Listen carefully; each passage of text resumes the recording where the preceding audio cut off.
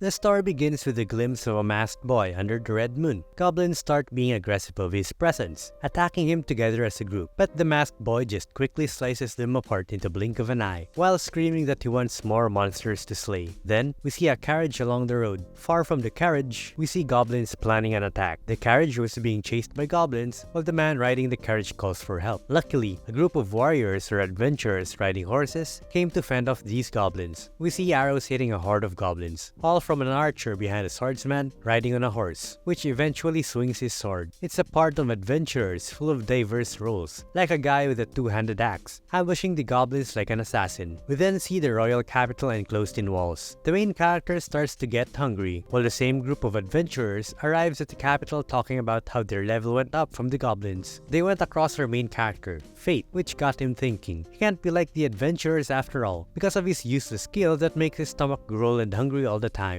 He thinks to himself that he should just be grateful for getting a job, guarding the gates despite his worthless skill. In the marketplace full of people and adventurers transacting with each other, we see the Holy Knights passing through, known as the trio of the Vletic siblings. The citizens are trying their best to avoid catching their attention as much as possible. When a piece of orange hit one of the knights' foot, a citizen asked for an apology, but he just got kicked instead. The citizen tried to explain that it was not his intention, but no one can fight or talk back against the Holy Knights. As the knight threatened that those who insult them will have their heads cut off, one of the knights told them to stop, but warned the man to not let it happen again. The Holy Knights walk away, while murmuring how the man got lucky for getting by with no punishment. The adventurers and citizens alike find it hard to believe how the Holy Knights are acting like that, especially with Lady Roxy, a kind-hearted woman that is part of the Holy Knights. As the day is about to end, Fate is just trying to push through as his shift is about to end. We then see the same group of Holy Knights entering the castle, where Fate is acting as a guard of the gate. They ask if Fate has done a proper job of guarding the gate, to which he responded yes. They drop coins on the ground as payment for Fate, making him pick up the coins on the ground. As he reaches for the coins, one of the knights steps on his hand, insulting him how he's so filthy and he didn't notice Fate at all. And the everyday routine of the Holy Knights bullying Fate happens again, kicking him in the stomach, while Fate tried to endure thinking how the world is unfair because of skills being distributed without being balanced. Those with good skills end up in a position with power, while those with worthless skills like him are at the mercy of those in power. These entitled knights think that they should be thankful still, as Fate can still work despite his useless skill. As they tell Fate to stand up, as it reflects poorly on them when he's slacking, one of the knights stomps his feet on his face. Before things get worse, we see Roxy Hart, another Holy Knight, telling them to stop what they were doing. She preached about how the Holy Knights should not abuse their power on citizens they've sworn to protect, and even saying that guarding the gate is a noble responsibility that the knights should have. The knights have claimed that it's also their job to provide employment for those who have nots, or those who are not blessed with good skills, like these Holy Knights. The trio of knights then go inside the castle, and Roxy extends her hand to Fate while asking him if he's alright. Fate thinks of Raphael Vlerick from the trio of the Holy Knights as they walk away, thinking how they got pissed off from having their abuse stopped by Roxy. She tends to the wounds of Fate, and he thanks her for that. She said that it's how the Holy Knights should act, and then she asked for the banner as it's her turn to guard the gate. She said that she's always open to Fate if he ever needs help,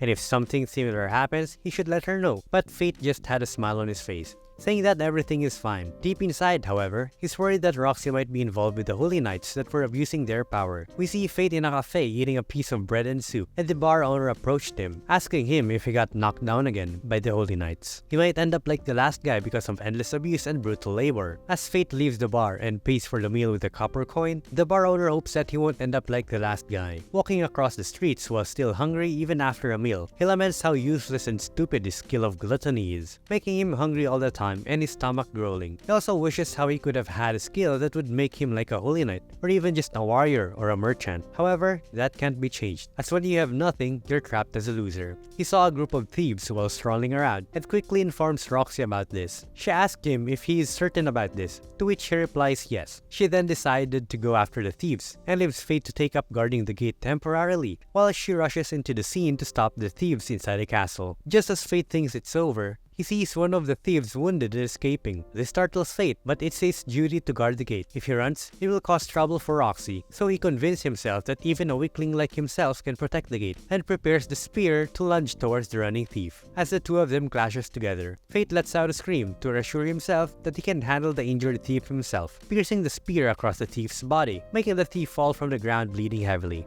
As Fate realizes how he just killed the man and it's now all over, we see a voice pop up inside Fate's head, saying that Gluttony skill is activated, increasing stats. Fate suddenly saw an increase in stats, the number of new skills he can use. As he was wondering what just happened, Roxy rushed to come back and ask if he was just fine. She grabbed his hand and heard a voice from Roxy, saying that he doesn't look well. It's worrying. This made Fate confused, as it seemed like he could hear her inner voice. He said that he's not hurt, which Roxy thought to herself how that's a relief. And Fate is wondering how he also heard Roxy's inner voice once again. Roxy said that she's about to make a report about this, and stopped holding his hand, and Fate can no longer hear her inner voice by then. She asked him if he's listening, to which he replied yes, and that she should take all the credit, as this may annoy one of the Holy Knights like Sir Raphael Vlerick, as well as potentially giving her trouble. As gratitude towards Fate, she offers him to work for the Hart family, which is better compared to serving the Vlericks until the end. A future treated like trash by the Holy Knights, or a bright one full of warmth working for Roxy Hart, worried that his next replacement might get a harsh treatment as the guard of the gate. Roxy assures him that it won't be his responsibility, as it is supposedly the duty of the Holy Knights to guard the gate, and so he accepts her proposition. As Fate goes back home, he sees how his stats are in the triple digits now. He wondered how that happened, and questioning the skills Identify and Telepathy.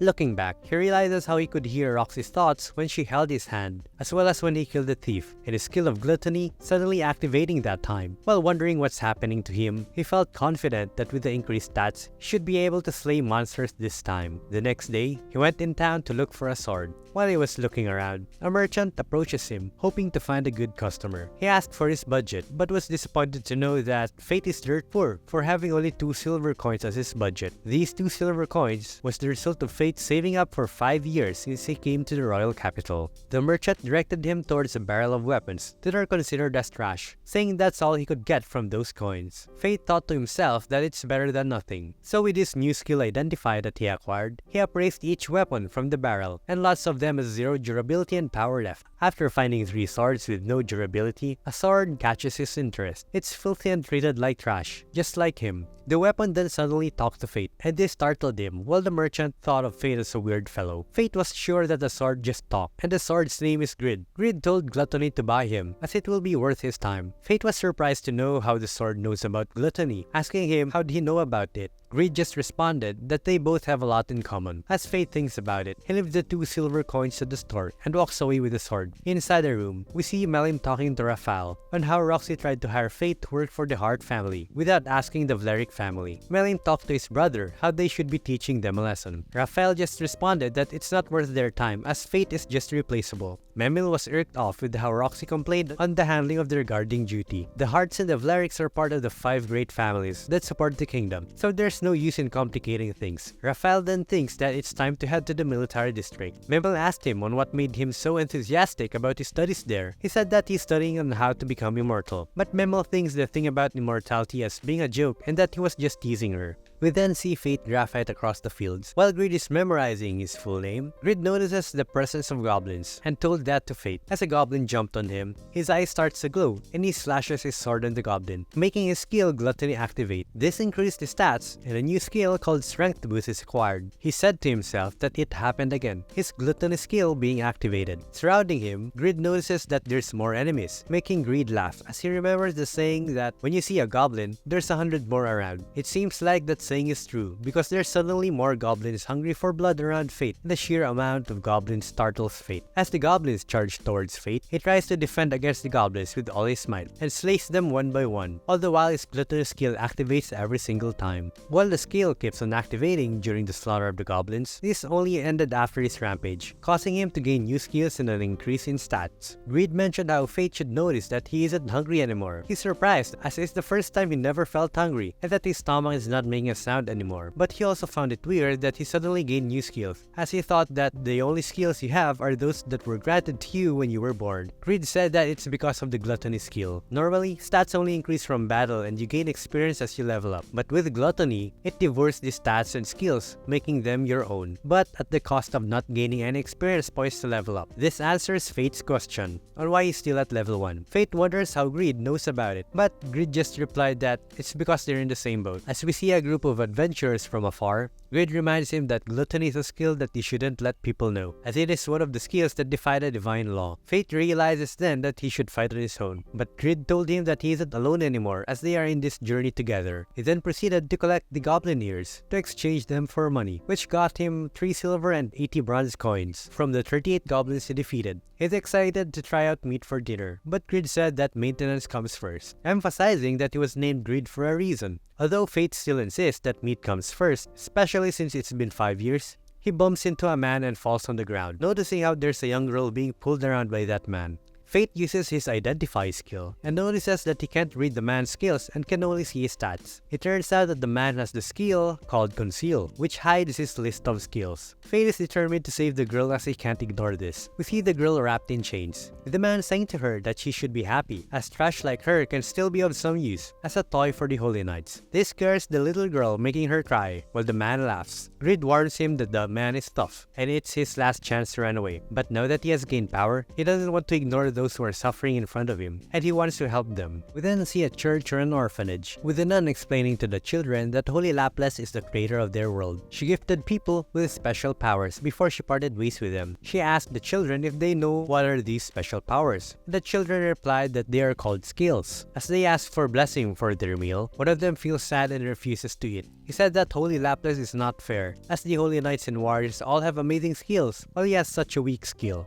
Maybe that's why he was abandoned. The nun responded that in the old times, when Holy Laplas protected the world, there were no skills or stats, as well as monsters. Everyone was equal in this aspect. The boy wished that he had been born in that era, where everyone was equal. As the nun tries to comfort him, another nun came inside the room and told her that one of the children still can't be found inside the church, which prompted her to search at the town. This worries her, thinking where could Sahara be. Back to the warehouse, we see Sahara still chained near a metal bar, the man provoking the girl to keep crying as he keeps stomping his feet on the bar, claiming that she'll be a toy for the Holy Knights. Thinking that this is such a pain, the man walks away for a moment while the girl is left alone crying. Fate approaches the girl and unchains her, telling her that everything's now going to be okay, even though it's not all might. As Fate urges the girl to get up, she was surprised and shocked to see the man coming back so suddenly. It seems that the man was not surprised, as there are idiots who would waltz in here just for some misguided notion of justice. This doesn't scare Fate, and he prepares to draw his swords towards the man. The man is wondering how he'll be able to fight while protecting the kid. Fate thinks where could be a safe place for the child. That's the least he could do right now. Grid told him that he has an idea and directed him to go ahead and back away. The man thinks that he's stronger than Fate, so they're going to use his confidence and arrogance against him. Fate takes the child away and walks away, as the man threatens that if these boxes are knocked down, Fate will be the one to be buried first. He thinks while saying aloud how killing Fate in front of the child's eyes would make her completely obedient. Fate then knocks one of the boxes down to create smoke and lands a sneak attack on him, slightly touching his face. The man then uses the skill Sharp Edge to prepare for battle. Grid told Fate to strike the man down through his weapon, rendering the man's skill useless with his sword cut in half and piercing his chest. Fate asked the man who ordered to have the girl kidnapped. As Fate plunged the sword deeper inside the man, he speaks up and told him that it was Hado of Lyric that gave the order. Memories of him resurfaced to Fate, as Hado carries a bow and an arrow, while kids would hold an apple above their head, hoping that Hado won't hit their head. As Fate guides the child away from danger, his stomach started to growl and invited the girl to grab a bite. He asked for her name while introducing himself. She said her name Sahara, and then Fate proceeded to treat her to food on the streets. They eat while sitting on the bench, and Sahara never tasted meat before, so it tasted good. This brought her to tears while eating, and Fate is touched by this, so he offers her to also have his steak of meat. Sahara safely comes back to the orphanage, as the nun warmly hugs Sahara. They thank Fate for bringing her back home safely, and Fate was startled that it was just the first time that anybody thanked him since he has such a useless skill. This made Sahara puzzled, to which he said that his skill just makes him hungry. Fate encourages Sahara that no matter how hard things get,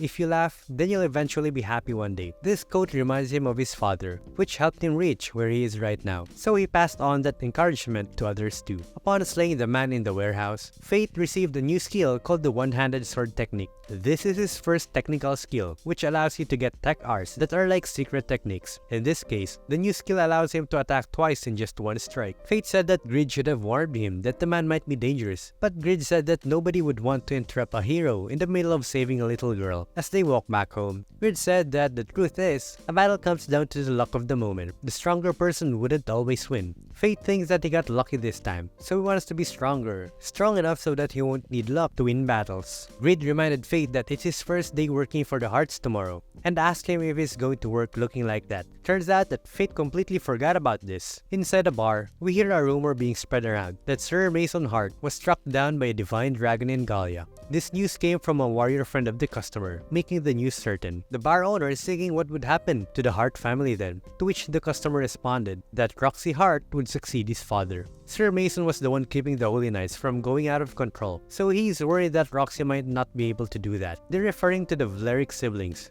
which no good news ever comes with them. The bar owner said that he only likes to talk about pleasant things, so the customer and the bar owner talked about Fate, noticing that he hasn't dropped by, as he used to go to the bar after work every day. Inside the Holy Knight district of the Hart family, Fate is surprised to see how big the place is. Mesmerizing at the things inside, Roxy calls out to him, and Fate is impressed by what Roxy is wearing, leaving him speechless. As Roxy talks to him, he seems to be unresponsive, to which Fate replies that he was just stunned by her beauty. Roxy blushed from this, and she complimented Fate too, for wearing clothes neatly. They went towards the grave, and Roxy introduced Fate to her father in the grave. A new worker is around the manor, which will make things lively again. Fate asked whose grave is this, and Roxy said it is from her father, which died 5 days ago from the dragon he encountered in Gallia. Gallia is a continent dominated by monsters. It's one of the major duties by the Holy Knights to keep these monsters contained. It seems that the duty this time fell to the Hart family this year. It's a dangerous task, but not deadly. However, a divine dragon which hasn't left its lair in over 1,000 years killed Sir Mason's forces, leaving no man behind. Fate had no idea that she has been looking for him, even though she's going through such a hard situation. Roxy said for Fate to not look sad, as she is now the head of the Hart family. She counts for him to make the place a joyous one, to which Fate agrees. As they are about to shake hands, Fate remembers that he might be able to read her mind, so he suddenly directed his hand towards a random direction, pointed towards a maid. Roxy introduces Fate to the maid, to which the maid replied that she is Haru, the chief maid of the Hart estate. She asked him to behave in a manner fitting of a servant in the Hart family. As they eat inside, Fate is delighted by how delicious the food was. He must really like meat, while Harry is a bit upset about his manner of eating. As Fate go on with his new work cutting grass, an old man tells him to not forget taking a break. Fate said to Mr. Oliver that he will be taking a break right after he finishes here. It's been a week since Fate started working for the Hart family, and Minerva first thought that he's a weirdo who's always talking to a sword. Oliver also mentions how he keeps on shaking when eating meat. Fate explains that it has been 5 years since he last had meat, to which they all laughed. Just then, Fate's stomach let out a roar, and they asked if Fate had actually eaten, as they just had lunch. Fate said that it might just be a growth spurt, as he had eaten already. Haru approached him, telling him that Roxy is calling for him. He felt weird that his stomach still kept on growling, even though he had eaten something. Roxy is inside a garden, and they had tea together. She asked Fate if he has gotten used to working in the manor, but Fate just felt hungrier and hungrier, unable to hear her words,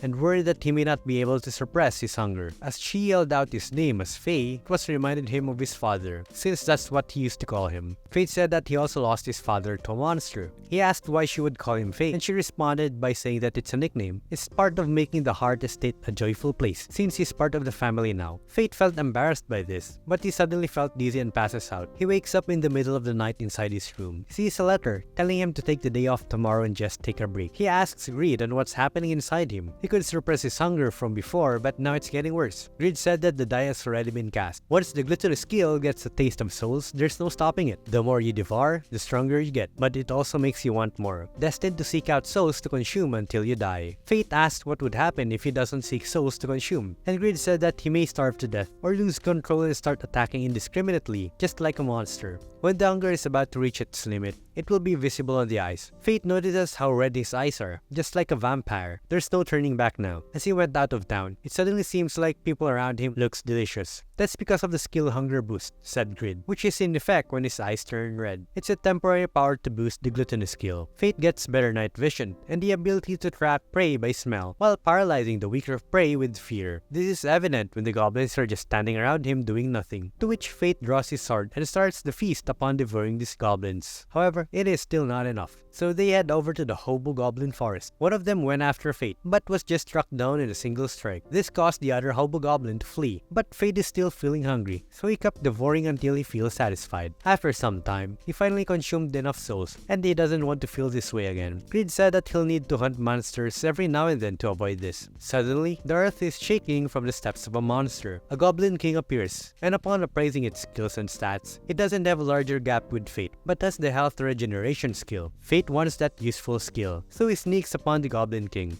While it was feasting upon a human, Fate felt puking from this, as it's weird to see his own kind being eaten. Fate stealthily comes closer, then launches a surprise attack on the Goblin King. Fate spaces out for a moment, and Greed snaps him out of it and tells him to dodge. The Goblin King keeps on trying to hit him with a club, even if he lost one of his arms. Fate is worried about the club, so he just kept on running away. Greed told him that he isn't going to win like this, but he is concerned about the club. However, the club is weaker than Greed, so he said to Fate that he should trust in him, and so Fate swings his sword against the club and demolished it to pieces, then strikes upon the Goblin King with its head, finally ending the battle. The Gluttony skill activated, increasing his stats a lot with 5 digits, as well as the skill health regeneration being acquired. Grid said that with his new stats, his first level should be able to be accessed. Fate questions what this first level is, to which Grid replied that it's just another form of him. If Fate gives up his stats to Grid, he will acquire new functions. Fate likes that, so he asked how much of his stats does he have to give up. It turns out that all of the stats he obtained from the moment they started their journey together needs to be given away for the new form to be unlocked. Grid really lives up to its name. Fate thinks twice, as he was thinking to not proceed anymore, as he's just too greedy. However, he will lose the right to wield the sword if he refuses to unlock the first form.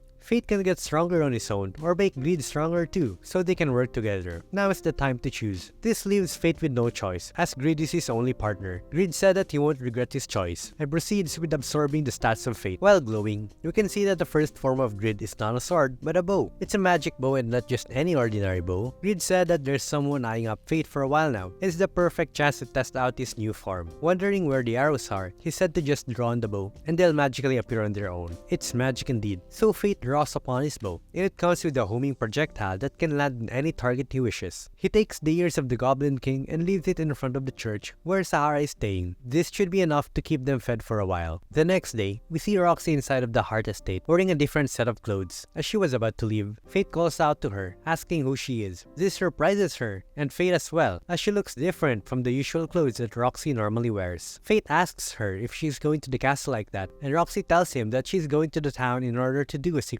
inspection. That explains the disguise, and she tells him to keep quiet about this, as their chief maid, Haru, will surely scold her given that she is the head of the family. He understands, and Roxy tells him very good for getting it. Even though they're this close to each other, yet they're still not kissing, unfortunately. As Fate apologizes for delaying her inspection, she suddenly had a great idea and assigns him a top secret mission. He will accompany the head of the family during the secret inspection as her escort. Roxy is clearly enjoying the inspection, leading the way as Fate follows from behind. He called out to her to slow down, and Greed tells Fate that if he keeps calling her Roxy, the people will see through her disguise. So she approached him and tells him to stop, saying that she'll get noticed if he calls her as Roxy. Again, without kissing, even if they're this close. Greed reiterates what he just said, and Fate speaks out his mind loudly, saying shut up to Greed. Roxy doesn't know about Fate talking to Greed like that, so she was puzzled by what he just said. Fate tells her to don't give it any mind. While thinking of a name, Roxy tells Fate to call her as Lexi. We don't know any lore from that name, but that's who Roxy is just for today. Fate thinks that the name isn't that far from Roxy, and Grid tells that to Fate again, to which Fate said shut up again to his sword, and Lexi was shocked by this, so she asked for an apology for being so annoying. Don't worry Lexi, it's not your fault as it's this guy's fault. So Fate told her that it's not that he's annoyed, and acts like he didn't say the words shut up at all, telling her how she's not annoying at all. Lexi believes her and tells him that she was just a bit excited at the thought of only two of them heading out together, just like a date. Fate felt embarrassed by this, followed by Lexi's blushing over her cheeks. Greed teases Fate how pure his feelings are. Oh, the feelings of youth. Fate grabs his sword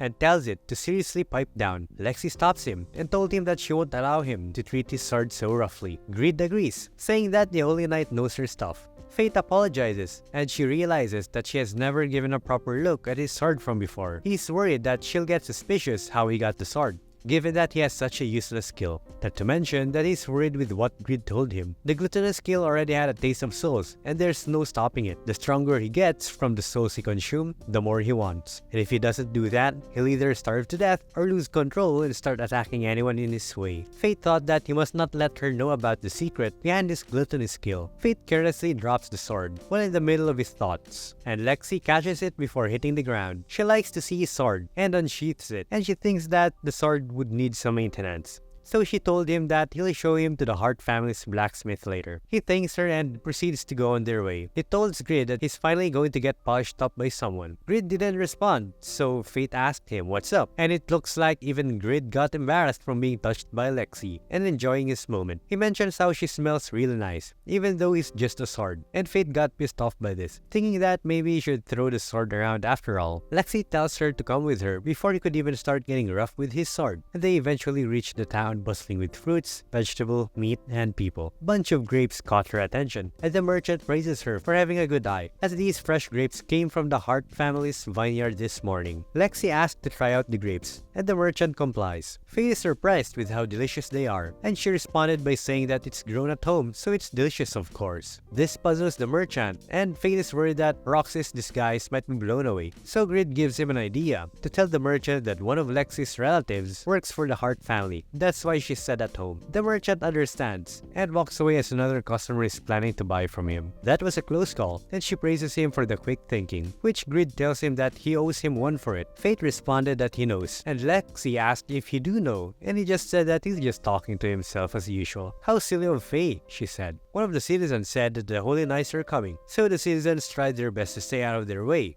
They asked what could be their business in the market. Ever since Sir Mason of the Holy Knights died, even the lowest of them became unbearable. As Fate and Lexi looks at the knight passing by, Fate's stomach starts to growl, and this catches the knight's attention. Nice timing, said Grid to Fate, and Fate loudly speaks his mind again of saying shut up, which made the knight ask who made that noise. Fate realizes that there's no escaping the situation. What a nightmare he's in. As the knight approaches him and asks if he's the one who made the noise, he starts to bow and ask for apologies. The knight said that he can't hear him, so Fate apologizes louder, but the knight said that he still can't hear him as he prepares to raise his feet, scaring the citizens around. Before Fate is hit, Lexi tells the knight to stop, telling him that he already apologized. The knight asks who is this reckless girl that dares to talk back to a holy knight. The knight feels familiar with her face, and some of the citizens ask if the girl was Lady Roxy. Fate is worried that her cover will be blown, so Grid told Fate to pretend that they are lovers. Get real clingy and no one will think it's Roxy. Fate is shocked by this, speaking out his mind loudly on pretending to be lovers. Roxy catches that, so she grabbed his arm and helped him get up while asking him why he didn't eat the breakfast she prepared for him. Fate said that it just seemed too good to eat. She gets embarrassed by this, saying that it's just ridiculous of a reason. She tells him that if he doesn't want to eat it, then she won't make breakfast again. Fate then promises to eat the breakfast that she makes. Grid mentions how this act is getting awkward, and Lexi clears her throat, then tells the knight that she'll make sure that he eats next time and begs for pardon. As they walk away, the citizens think that the girl couldn't have been Roxy, as there's no way a holy knight knows how to cook. They hide away from the crowd, thinking that it's all good now, and Fate can hear her voice once again on how she has never linked arms with a boy before. Her heart is still racing, and Fate quickly grabs his arm and asks for forgiveness about that. Lexi said that it's all good, as she's used to it, contrary to what she really thinks. So she started walking and said that it's time to get moving. Fate is starting to think that escorting Lexi is maybe a bit too tough for him. While Lexi is looking at something, he asks her if something caught her eye. He noticed that she's looking at a red gem, and she said that she's a girl after all, even if she's a knight. So of course, she'd be interested in gems. Lexi asked if these rocks are also gems, and the merchant said that these are ours. They may contain a gem or not, just like a gacha experience. With Fate's skill, called Identify, he looks at the art to know which one is a gem and which one does not. Lexi is looking at a blue gem happily. She looks just just like a normal girl, and not a holy knight at all. The merchant offered a discount to Fate if he's planning to buy one for her girlfriend. Fate felt embarrassed when the merchant said that Lexi is her girlfriend. She puts the gem back and told the merchant that she has no use for it. He asks her if she's really sure about this, to which she said yes. She then asked if he knows any active warrior, unlike Oliver and Minerva from the Heart Estate that's already retired. So while they're walking, they heard citizens talking about those dead goblins. Rumor has it that a wandering monster killed those goblins. Fate was puzzled on how people came up with that conclusion. But the weird thing is that the ears of a goblin king was donated to the church or orphanage in the slums. The sisters couldn't find who donated the ears, and Lexi approaches them asking for more details. They said that she's better off asking some warriors instead of them, and walks away. So she asked Fate if he can take her to any place where warriors gather. He asked her if this is really what the inspection is about, and Lexi said that it is. She's investigating the wandering monster around the capital. She doesn't know that it's actually Fate wandering, and Greed thinks that this is an interesting twist. They went to the bar Fate frequents to, and as they were about to sit near his regular spot, the bar owner tells him that he can't sit there as it's for a regular of his that passed away. Then, he's surprised to see that Fate is still alive. He asked if he could sit there, and the owner said to go ahead. He introduces Lexi to the bar owner as a co-worker from his new job. The owner tells Lexi to take care of Fate in his new job. The owner even tells Fate how surprising it is that he shows up now after all this time with a girlfriend. Fate tells him that it's not like that, and he's worried that this might have offended Roxy. Grid even jokingly said that he might be executed for it. Roxy accidentally breaks one of the cups from the bar and asks for an apology. The owner said to don't let it bother them, as there are a few warriors who are bad at controlling their stats. Although Grid said that it's probably because she was feeling self-conscious about Fate, making him break the cup he's holding too. Grid said that this just proves how high his stats have become, though the owner said that the glass was on its last legs. Fate laughs this off, and they proceed to talk about the goblins while eating. The owner heard about a warrior killing goblins. He went out to hunt and found a mountain of dead goblins, with their ears still intact. A warrior would usually seek to cash in on the bounties, so Lexi said that it may be a wandering monster from another region. The owner said that it's bad for business then, as going to the capital to sell items requires you to pass through the goblin plains.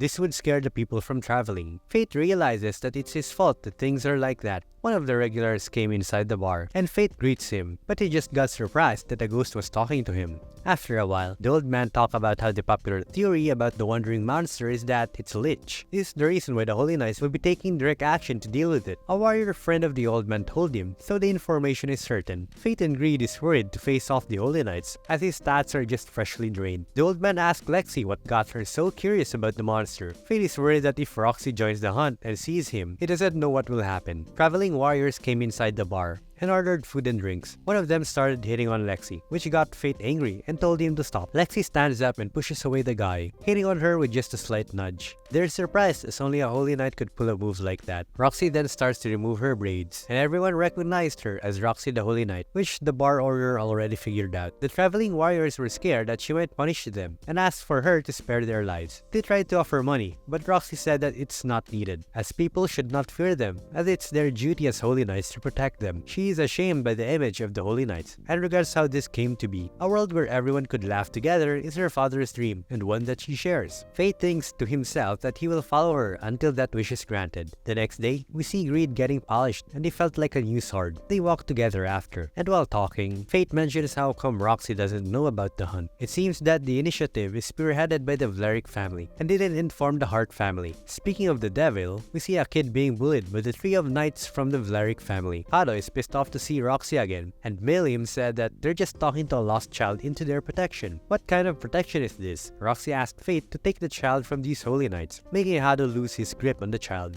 And Raphael said to Fate how he seems to be doing well. Fate just bowed his head and went back to Roxy. She asked them why she was not informed about the hunt for the wandering monster. They responded that she must be occupied with her departed father, so they didn't bother to inform her. The knights then walk away, with Hado pissed off with the look Fate is giving. Fate and Roxy walks around in town to look for the child's parents, and this reminded Fate of the time he also got lost when his father died and he moved to the capital. He wondered what happened to the Holy Knight who looked after him 5 years ago, which looks like Roxy back then. After finding the parents of the child, they realized how late is this, and Roxy asked Fate that if they get in trouble, they'll do it together. Fate agrees, and they proceeded to get back to their home. Fate hopes that days like this would last forever. Later that night, he asks Greed if there's a way to hunt monsters without Roxy finding out. A mask looks like a good choice, and one with magic that makes you look different from others seeing them. so Fate buys one the next morning, and bought an ore as well to give to Roxy. He gives it to her as part of his gratitude for his new job and family that he has now. Roxy breaks the ore and admires how beautiful it is from the inside. Meanwhile, we see the Vlerick family in a table, and Raphael leading the meeting, which they will discuss the excursion to Gallia. On that night, under a full moon, we see a group of adventurers and dead monsters around. They are wondering when are the Holy Knights going to take action about the wandering monster. Suddenly, a masked man appears on top of the dead monsters. The adventurers run away, screaming that it's Corpse the Leech, a warrior named Corpse. Greed likes the name given to them. Fate wanted to get his level as high as he can before confronting the Holy Knights. The next day, Fate yawns while cutting grass, thinking that leading a double life is not so easy after all. Roxy approaches him and assigns a secret mission for him. He asks if it's another inspection, but they ride inside a carriage, and she points outside, telling him that the land he sees belongs to the Hart family. Fate asked if the secret mission is about harvesting grapes. Roxy reminded him about the grapes they saw in the market, so she wanted him to see them up close. As they arrive at the farm, her mother greets Roxy.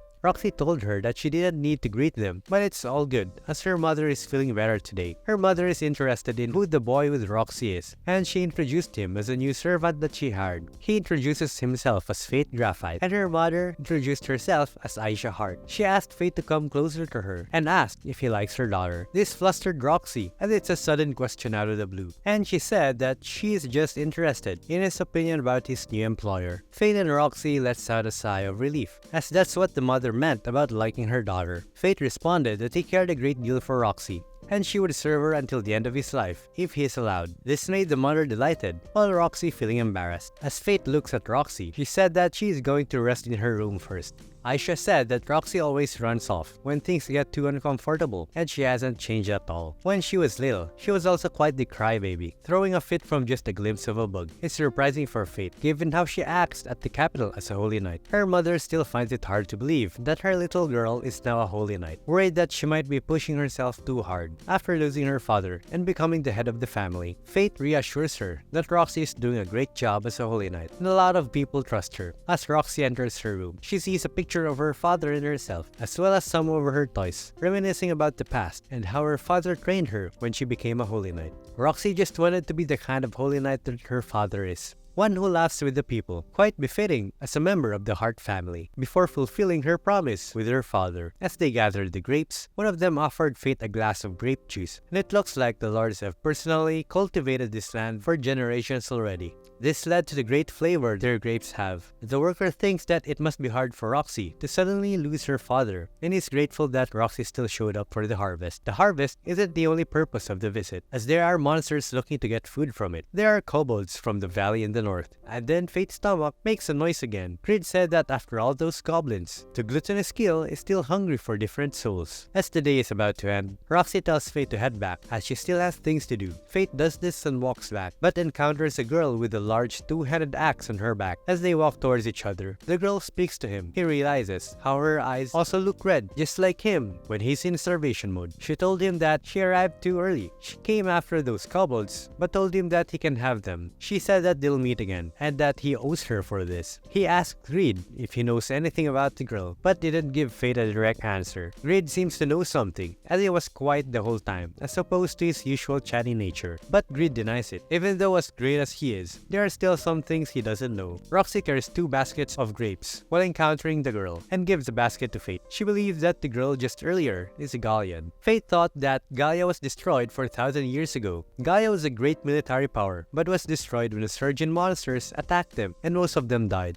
It's the first time they see a survivor from Gallia, and a full-blooded one at that. Roxy and Fate walks back, and he asks her if she'll be okay on her own in this monster hunt. She won't be alone, as there are also warriors with her. It won't be a problem, and she's a Holy Knight too. The next day, the vineyard is destroyed. Fate and Roxy scouts ahead for kobolds, and they see that there's also a bigger kobold apart from the smaller ones. Fate just felt hungry at the sight of it, as his time is running out and is nearly in a starvation state. He can't let Roxy see him like this, so he looks at the bigger kobold and was surprised to see his stats was at 6 digits while being level 50. The bringer of lamentation is a crown beast, which is born from accumulated aggression over a long time. This beast is clearly leagues above the usual kobolds they deal with, so this scares the villagers. But Roxy assures them that she will defeat it as she is a holy knight. The people cheered for her, but Greed said that even the crown beast is too much for a young holy knight. The villagers said that she'll have to wait for tomorrow so their warriors can be ready too. Greed asks him what's the plan, as a monster at level 50 is too much even for Fate right now. However, he can't ignore them, as well as what's happening in the Heart's Land. Especially that Fate does not want to let Lady Roxy die, so Fate dresses up for the occasion, which Greed tells Fate that he must be really into the hero act. He just told him to shut up as usual. They saw kobold warriors around the crown beast. The others are probably all kobold juniors. Greed asked him what his plan would be, and Fate responded by fighting like a glutton. He draws his sword and made it transform to a bow. He draws a magic arrow out of thin air and starts hitting the kobolds one by one. All the while kobolds tried to charge at him. The crown beast is displeased with this, and even used some of his skin as shield against the magic arrow. Fate goes after the crown beast,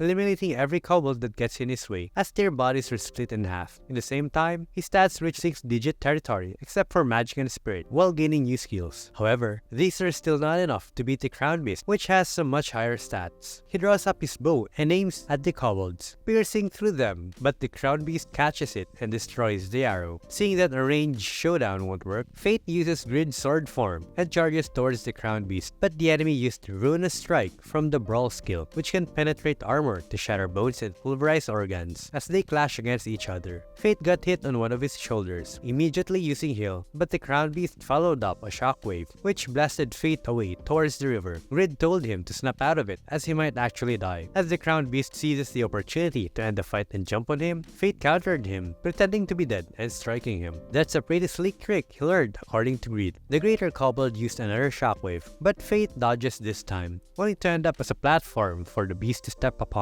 Fate is still determined to kill him, charging towards the beast with his sword and plunging it towards his head, activating Gluttony and absorbing some of his stats. Grid said that he should be able to use the first level hidden art by now. This would need 10% of his current stats. Fate gives up part of his stats, and Grid changed it to a bow that looks like a railgun, charging up a massive amount of energy. As the crown beast prepares another shockwave, both of them unleashes their final move. The bloody ptarmigan from the bow dives all the way through across the shockwave, overwhelming the beast as it is blown up into the air to disappear. The health regeneration skill from the Goblin King is able to heal up Fate to full health already. He called out Grid for his first level hidden art, laying waste not only to the enemy but the surroundings as well. That was just overkill. Just then, Gluttony's skill activated and his eyes turned red. He overloaded from devouring a soul of higher quality for the first time. He must hold it in, or else it will be even worse than a state of starvation. As Fate spends the rest of the night trying to hold it in, the warriors are surprised the next day when the kobolds they were supposed to kill are already dead. Who could have done this? Although all that beautiful scenery was torn to shreds. Fate is sorry about what happened to the scenery deep in his mind. While Aisha is thinking who could have done this, Roxy mentions how she saw a galleon girl the other day. They're said to be even more powerful than holy knights. Maybe it was her, but regardless, they can rest easy now. They decided to return to the capital after that, and the mother thinks that Roxy makes the most wonderful face when she's around Fate. Before going back to the capital, Aisha asked Fate for a favor. She'd like him to stay at her daughter's side to support her. Fate thinks that someone like him couldn't possibly do that, but she's not asking him to have prestige or authority, or even strength like a holy knight. What's important is the desire to help her. After all, that's how it was for her. She was a commoner without any skill, but was still able to support her husband. She believes that having only a single holy knight as her parent has caused Roxy some difficulty. As Aisha coughs out sickly, she said that she's not long for this world, which is why she wants him to be there for her to support Roxy in her place. While Fate can't give an immediate answer, all she is asking is for him to consider it, and Fate complies. As they go back to the capital, he thinks whether he is worthy of something like that when he is deceiving the whole world and carrying a secret like the gluttony skill. Later that night, Fate killed some goblins, but his eyes are still red. As Greed said, goblins won't cut it anymore. But the problem is that there are no longer any strong monsters in the area. Greed tells Fate that time's running out and he needs to decide what comes next. Inside the bar, Fate still thinks that he doesn't have the right to stand at Lady Roxy's side. One of the regulars came inside and said that Sir Hada's going to be joining the hunt for corpse. Fate is startled by this. The bar owner said said that this is probably his way of getting some glory with an easy assignment. One of them said that they should send his ass to Gallia, where he can be monster food. But people like Hado always stick to where it is safest, especially when someone else is going to end up on the Gallia expedition so soon, even after Sir Mason died. All they hope is for the worst case scenario to not come true. As the Holy Knights gather, we see the trio from the Vlerick family, obviously grinning like an evil schemer. While Roxy accepts her assignment, she went back to the grave of her father and tells him that she has been assigned to the expedition to Gallia.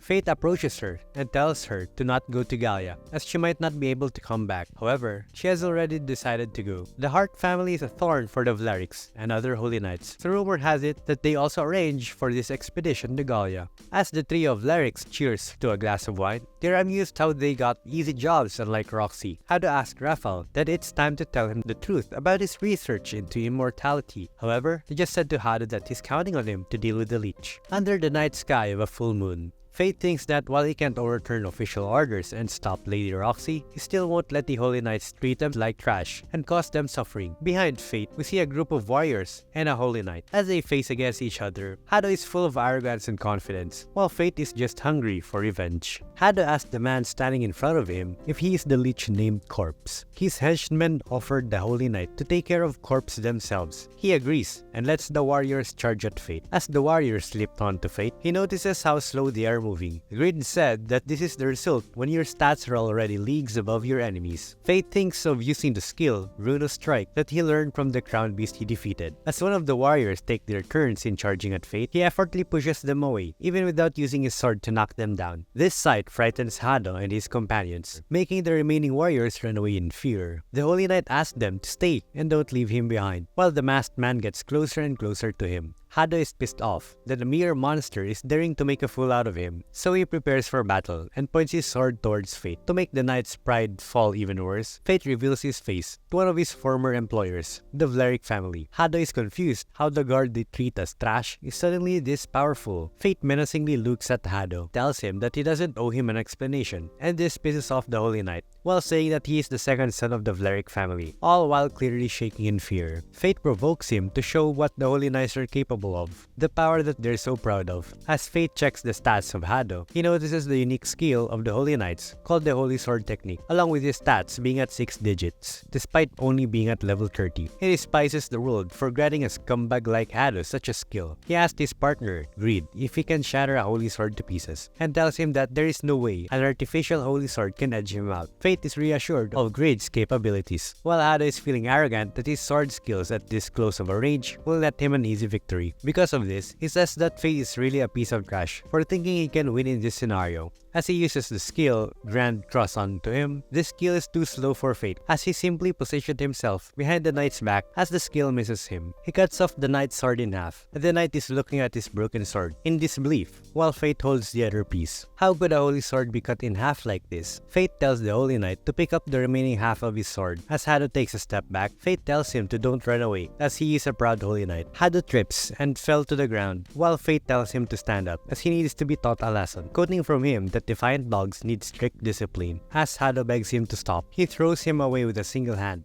and smashes his face into a tree repeatedly. The Holy Knight's face is bruised and bleeding while he begs him to stop. Fate is pissed off of the man's audacity to say that when they are treating people like insects, while a proper Holy Knight like Lady Roxy is going to Gallia. Hado asked him to spare his life, but Fate is still mad at him, so he throws him away up in the sky, then uses his strongest ability, Bloody Parmesan, which consumed part of his stats, while he releases a massive amount of energy onto the sky, tearing the Holy Knight's limbs apart while barely leaving him alive. Hado asked him why he didn't finish him off, asking to just kill him already. However, Fate has still questions for him about Roxy Hart. Hado told him that Roxy said that if her life can save even a single citizen of this kingdom, then she will gladly go to Gallia and fight on the front lines. As Hado tells him that he'll get Roxy's expedition to Gallia cancelled if he spares him, Fate prepares to plunge his sword deep in his body, as he just told the Holy Knight to shut up. He said that this revenge is not for Roxy, but for himself. As he finishes off Hado, Gluttony activates and he acquires a moderate increase in stats while obtaining the unique skill of the Holy Knights, the Holy Sword technique. Greed jokingly said that he's now a Holy Knight, but Fate said that the capital would never accept that, and he despises most of the Holy Knights, so he doesn't want to be one. Greed then offers access to his second level, as the idea of Hado's stats being inside of Fate is making him puke. As Greed absorbs some of his stats, he transforms into a great sight, which can cut through anything, even the ephemeral. This got Fate wondering if the sight could cut short Lady Roxy's trip to Gallia. As Roxy prepares on her trip, she enters the carriage as the members of the Heart Estate looks at her sadly as she goes away. Roxy told them that it will be only 3 years, and she will be back soon. She tells Haru to look after the family while she is gone, as the remaining members of the Heart Estate wishes her luck. As she looks at Fate, she just said that they'll meet again, while deep inside Fate is hoping that he could join her. But his secret about the gluttony skill must not be known. Fate wishes her luck as Roxy finally heads off to Gallia. She also left a letter of recommendation for Fate, since if he were employed in a Lord's manor, he will be safe from the Vlerics. Roxy was worried about Fate until the end, but Fate refuses this and said to Haru that he's going to make his way as a warrior from now on. As Fate prepares his equipment as a warrior, the least he could do is to support her if he cannot stop her from going to Gallia. The remaining members of the Heart Estate wishes him luck in his new journey, while giving him the money he has earned during his stay. This isn't farewell, as Fate is still planning to meet with them, but for that to happen, he must first go to Gallia. As he bids his farewell to the bar owner and another regular he often talks to, he rides one of the carriage, while thinking that he'll protect Roxy with his power. Meanwhile, we see a mysterious woman from a castle, saying that things are shaping up nicely.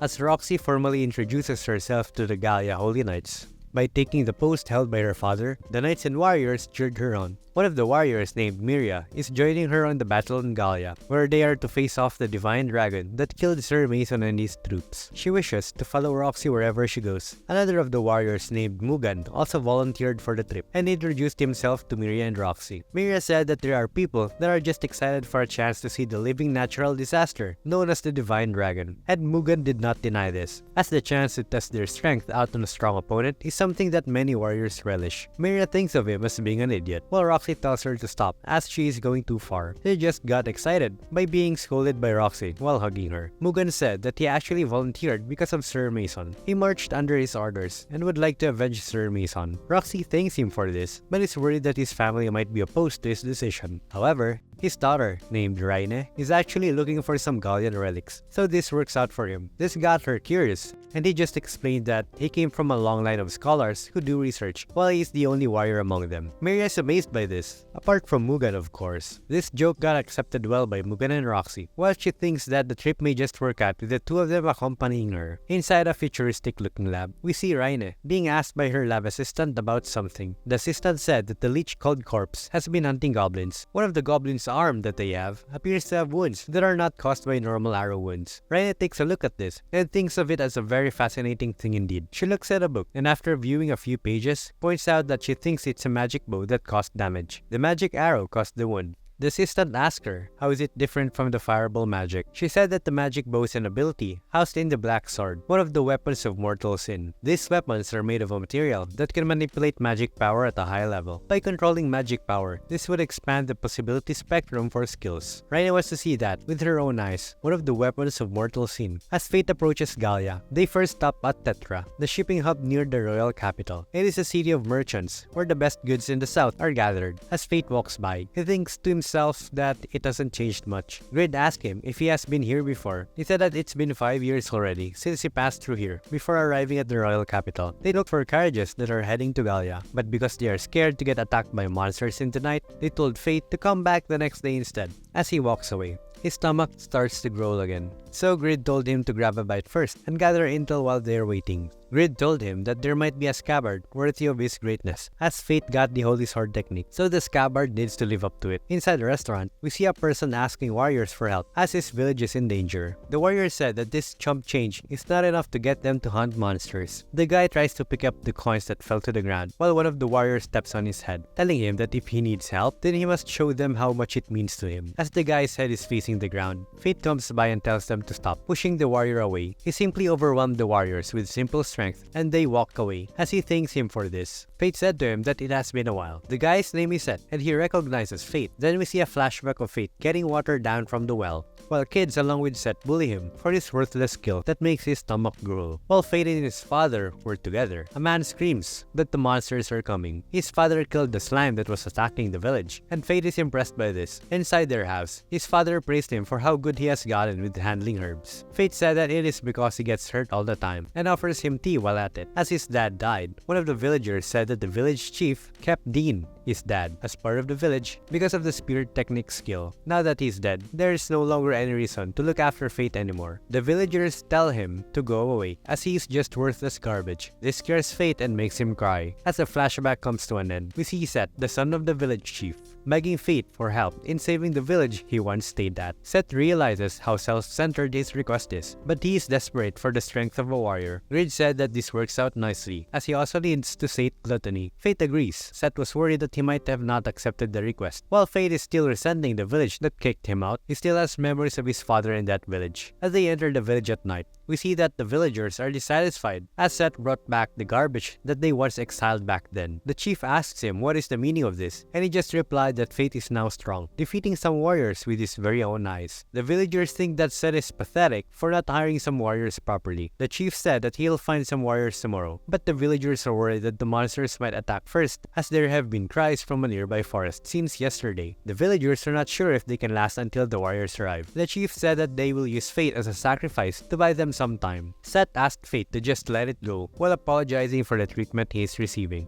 As Seth offers him a cup of tea inside the house, Fate asks where his wife has been, as he hasn't seen her yet. He just said that the monsters got her, and the village is still as poor as ever. The chief has absolute authority, and he used to think that his father was always right. Now that he has a daughter to take care of, he must step up and get his act together for her sake. Fate said that Seth has really changed, and he said that it's all because of his daughter. This reminded Fate of his father and smiles a little bit, then proceeded to ask him about the monsters around the village. The first monster showed up a month ago. While the witnesses made it sound like there's more than one monster, the monsters can also fly, which is nothing like the village dealt with before, so they were hiring warriors without realizing the market price. Fate's stomach starts to growl, and Seth teases him that he is still as hungry as ever, while Seth prepares to get more food. Grid said that the village thinks that things would work out if they hire warriors, pretty typical for a small village. However, if the monsters can fly, then this changes everything. Grid said that they're most likely gargoyles, which are on the clever side. They start by probing attacks to see how humans react. Then the entire pack attacks in a swarm when the time is right. It's a lot like kobolds. Fate notices the little girl looking at him, asking him who he's talking to. Fate said that he's just talking to himself. The little girl offers him candy, and he takes it. He offered to play with her for a while, and they played arm wrestling, which got the girl very happy. As Seth comes back with food and Fate starts eating, we see that Fate is suddenly tired and passes out. This puzzled Seth what was happening, as there should be nothing in the food he provided. The little girl said that she gave candy to him, which was given to her by the chief. The chief is dead serious about sacrificing Fate to buy some time. While they're trying to wake up Fate, a villager screams. As Seth checks outside, a swarm of gargoyles is there, while Fate is still asleep. With the night sky turned red, we see a lot of gargoyles spitting out fire to the villagers, while gobbling them up and burning the houses down. Reed tries to wake up Fate, but it's off the table since he was just drugged. Reed is thinking what to do when the villagers are being eaten while Fate is still asleep. Seth is trying to make a potion, which will hopefully wake up Fate. Meanwhile, the villagers are asking where is Fate, screaming that the sacrifice should be brought out for the gargoyles to eat. The son of the village chief successfully wakes up Fate with the antidote he made. Rid comments how the village really does know its herbs. Fate is confused as he wakes up, asking where they are, and Seth replies to him that they are inside his house. He explains to him that he was drugged and put to sleep. Fate said to stay inside the house, while he goes outside to kill some gargoyles, as he sees the scenery in front of him burned in flames. Just like a nightmare. People keep screaming, but no one is coming to their help. Fate spots a gargoyle looking at him, which spit out a blast of fire targeted at him. He dodges it successfully, and Grid told him that they will be in trouble if they keep taking shots at them from above. So he tried to inspect the gargoyles, seeing that they're level 27 with Fireball as their main skill. This could spell trouble, so he told Fate to use his great sight form. Fate goes up on top of a rope and changes the sword to transform into a sight. The gargoyle tried to spit fire back at him, but Fate just cut down the fireball shot at him. Fate understands the nature of his new weapon, while the gargoyles also understood what he can do. So the gargoyles are now going for a blanket fire instead of just hitting Fate, combining all of their flames to produce a massive fireball and directed it towards Fate. Fate throws his sight towards the incoming fireball. It passes through the fireball like it was just Kate and headed straight for the gargoyles, hitting them one by one and blowing them up into smokes. As Fate receives his sight back like a boomerang, his skill activated, making him able to use the Fireball skill. Now that the smaller gargoyles are all destroyed, this leaves Fate with just one opponent, the leader of the gargoyles, at level 47, which also has fire resistance. Grid said that the opponent will close in to hit him with Fireball and that it will be his chance to strike back. As the leader of the gargoyles charges towards him, he also moves toward the gargoyle, while to face off the purple Fireball being charged, he slashes it towards the source of magic while cutting through the gargoyle, slicing it apart and absorbing the skill Fire Resistance. As the battle comes to an end, the chief of the village died, while only a few villagers survived, which includes Seth and his daughter. Fate uses his skill to inspect the land, and he agreed that the land is doomed for the soil is not healthy anymore. Seth asked him if he can use the skill Identify and why he's doing something so dangerous, like being a warrior, when you could just earn a living with the Identify skill alone. He replies that he has no choice but to fight. Seth told him that he's going to look for a job in town, all for his daughter's sake. Seth said that he wants to be hit as payback for all that he did against him. Grid told Fate to hit him, as it will help him feel even. As Fate clenches his fist and hits him hard in the face, Grid told him that his punch was too hard, calling him a total idiot. As Fate helped him get up, he told him to look after his daughter. Fate visits the grave of his father in the village. Even though this village was so bad, the memories of his time together with his father are still there, and have not perished here. Meanwhile, we see Lady Roxy, together with her companions. Roxy said that once they get there, they'll see if they can resupply. Mugan told Roxy to be careful around the Lord of Lancaster. She asked him what he means by this, and just told her that she'll see once they get there. Mira called the old man a cheapskate for keeping the information to him. Meanwhile, Fate is inside a carriage. The owner asked Fate if he is properly guarding him, as Fate just yawned, and he apologizes for being sleepy, while the owner said that he's paying him 3 gold coins, so he is counting on him. Grid thinks that he is some hot stuff just because he paid 3 gold coins. Fate reassures him that while he may not look like it, he can fight decently, just about as well as a rookie Holy Knight. Just then, we see a group of warriors telling them that the road is closed, and if they don't want to die, they should leave everything of value behind. Fate quickly gets out of the carriage and tells the group that they will have to deal with him first. The owner then suddenly hags Fate and asks him to save him. Fate understands this, so he told the man to just get off so he can fight the warriors. The leader of the group said that the prey are shaking in their boots. It's the chance to take them down. However, we see a giant axe suddenly falling from the sky, blowing up this group up into the sky. Fate wonders what just happened, and Grid said that he only knows one person who could pull that off. We see the Gallian girl picking up the axe. The girl told Fate that she finally found him and that he owes her for those kobolds. She told them that she needs a ride, and the owner said that she can hop in. As the girl enters the carriage, we see that the carriage was overwhelmed by her weapon, making the carriage tip over. The girl then asked her weapon, Sloth, to turn back to normal. Inside the carriage, they introduced themselves to each other. Fate introduced himself as Fate Graphite, but was surprised to know that she remembers him as Fate of Gluttony. She said that she also has a skill of Deadly Sin. That is why she could tell. Fate seems puzzled, asking about the skill of Deadly Sin, as Grid did not tell him anything about it. The girl introduces herself as Mine of Wrath. While her stomach lets out a roar, she kept staring at Fate, so he offered her some food, asking if she'd like some jerky. Mine grabs a strip of meat and proceeds to eat more. Fate is surprised and is telling her that she should not eat all of it, but the girl just gave back the bag with no more meat inside. He is worried that his share of food is gone. The owner then told them that they are almost in town. We see a girl walking in town, shocked to see 2 ghosts, and asked for help. A Holy Knight approaches her and told her to rest easy as he will deal with these ghosts. He slashes his sword, and the monsters fall down to the ground. The girl is impressed by this and asks for his name. His name is none other than the Lord of Lancaster, named Rudolph, while young maidens adore him. Fate looks at them and thinks how weird it is, and Greed also agrees. The owner of the carriage said that it looks like Rudolph is preparing to welcome the expedition to Gallia, which is led by Lady Roxy. Greed just laughed as they ended up passing her by. It makes sense considering the numbers and supplies they're packing. They would be slower. The man then gives Fate the 3 coins as promised, but Mine quickly grabbed the 3 gold coins in front of him, saying that she will take them as she is the one who saved them. How ironic of Greed to say that the girl is being greedy. Mine is feeling sleepy and suddenly falls asleep, laying her head on Fate's back. He tells her to don't fall asleep on her feet,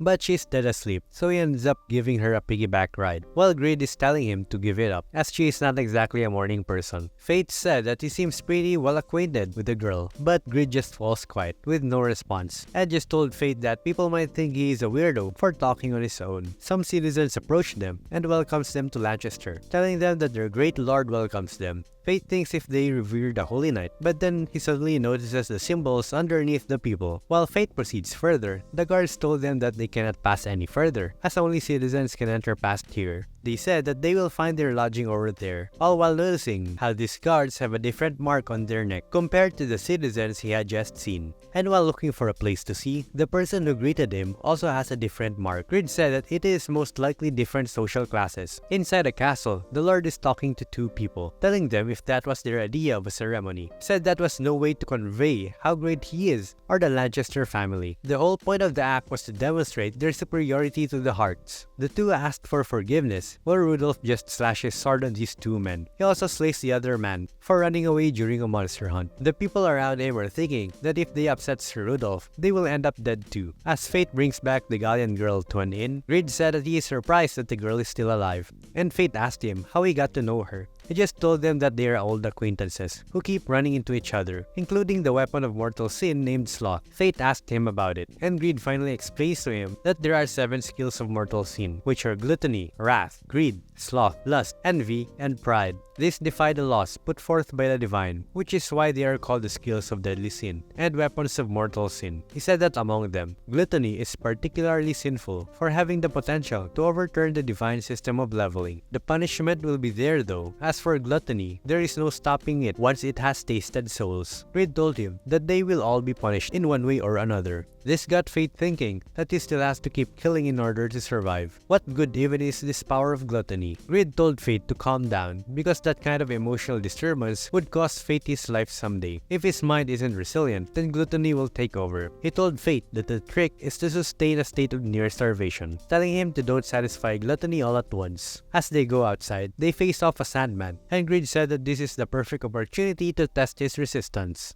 Grid told him to cast Fireball before he fires the arrow from the bow, and Fate is impressed by this as he can add the Fireball skill to the magic arrow, striking the Sandman and activating the Gluttony skill. Grid told Fate to hang in there. He has to suck it up and don't rush to kill the monster. Fate said that this will be a long night. As Mine wakes up in the middle of the night, she is still feeling hungry, so she goes out and sees the poster with a note saying that whoever defeats the Sand Golem will be rewarded. The citizens there are saying that even Rudolph could not defeat the Golem. Meanwhile, we see Fate trying out his new skill combination, shooting Fireball loaded arrows at the Sandman, activating the skill of Gluttony while Fate is resisting the urge to kill more. It feels a bit like only drinking a drop of water at a time in the desert. Then Grid said that it is finally time to satisfy Gluttony, as he does not want Fate going nuts after all. With Hunger Boost, Fate recognizes a familiar scent. A crowd beast is nearby, and Grid said that it will make a fine main dish for him. We see a group of warriors fighting the golem, with one of them wounded. A magic arrow with a fireball infused was suddenly shot at the golem. Fate tells the warriors that this monster is his prey. As he loads up another arrow infused with fireball, Grid said that Fate is just playing hero again, but he just said that not this time, as he is just getting his fill. The crown beast is named the Eye of the Sandstorm, and launches bullets like minigun from his arms. Fate shoots back, blowing up everything away, while making its way to the golem. Fate follows up on this, but the golem strikes back, and Fate uses his sword to parry the attack. As Fate is pushed back, the golem prepares a sandstorm, so he uses Grid's form of a great sight, slashing through the skill as he jumps into the air. The golem's core is gone inside the sand, and Grid said to not let it get away, so Fate uses his strongest skill, Bloody Parmigan, offering Grid 10% of his status, but it's not enough. He will need 20% to finish the monster, so Fate agrees, and as he unleashes the shot, it eventually finds its way to the core, blowing it up and making a grand explosion in the middle of the desert. Fate thinks how much of a mess the desert is again. Grid said that there was no other way for them to win. It is what it is. The group of warriors said that was really something. They have never seen a warrior that could do something like that before. Although Fate is kind of looking pretty shady. While laughing, the leader thanked him for saving them. He asked Fate if that is all of his gear, which got Fate thinking and asked if he should get more. Grid said that he doesn't need it, as he can steal the enemy skills and increase his stats. The next day, he is shocked from seeing Mine after taking a bath, telling her to get dressed. Mine said that Fate is just a kid, so why would she be embarrassed? He told her that he is the one who is embarrassed, while she just teased him, telling him that he is having dirty thoughts. And Fate denies this, telling her that he's not. He asks her where she is going, and she told him that she is going to hunt the sand golem. Fate said that he already took it down, so she suddenly got pumped up,